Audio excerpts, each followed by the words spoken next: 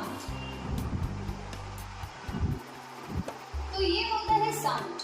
तो हमारे जो वोकल कॉर्ड से, हमारे जो वोकल कॉर्ड होता है उससे जो भी वर्ड्स निकलते हैं, जो भी ध्वनि निकलती है उसको हम कहते हैं साउंड। ये सबसे छोटी यूनिट होती है इंग्लिश की। अब उसके बाद क्या आता है? तो उसके बाद आता है लेटर। उसके बाद आता है लेटर, जो कि आपके लेटर्स होते हैं। सपोज लेटर ए। देन आता है आपका next letters, A B C D and so on. ये लेटर्स होते हैं।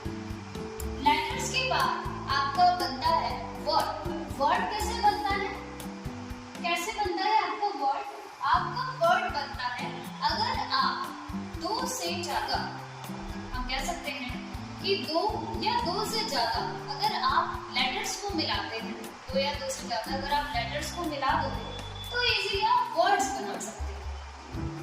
तो क्या बना सकते हो? कोई भी वर्ड का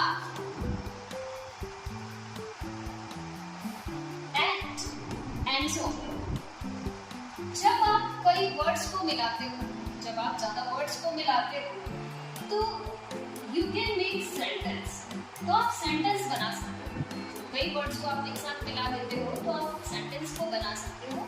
तो सेंटेंस कैसे बनेगा? Suppose I go to Mumbai.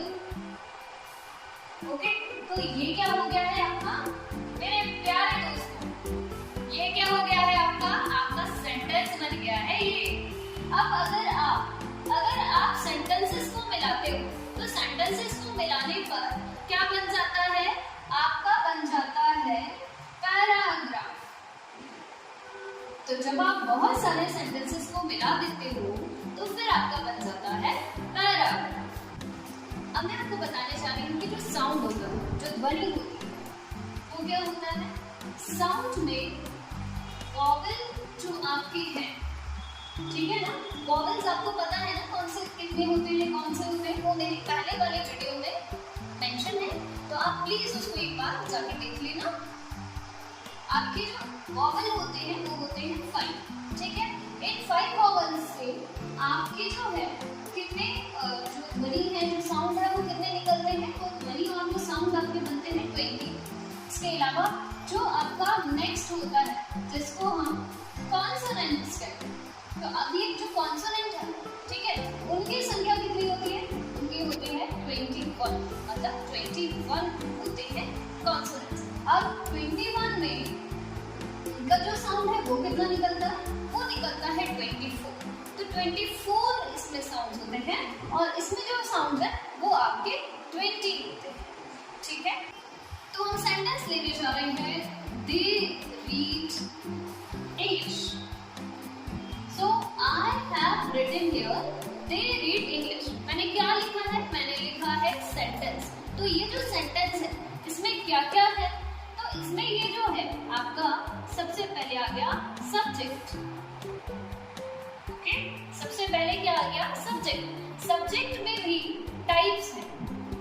Okay, subject में भी टाइप्स होते हैं, सिंगुलर होता है और प्लूरल होता है। उसके बाद मैं आपको सब्जेक्ट के बारे में बताने जा रही हूँ।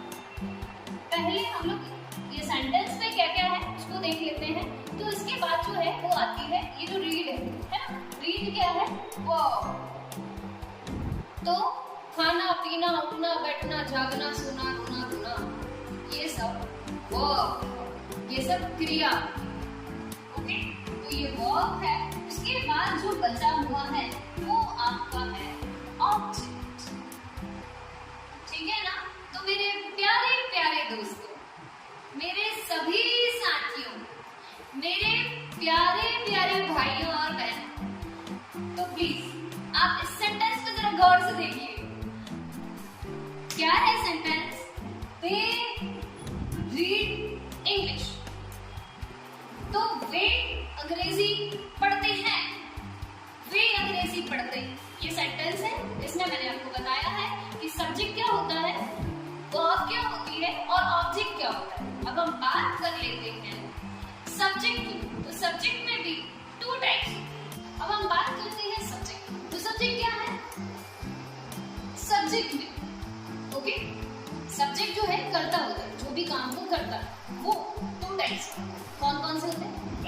है सिंगुलर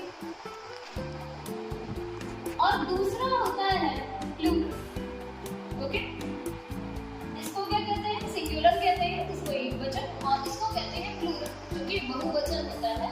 तो इसमें आपका क्या होता है? ही होता है, शी होता है, इट होता है और कोई भी नाम होता है।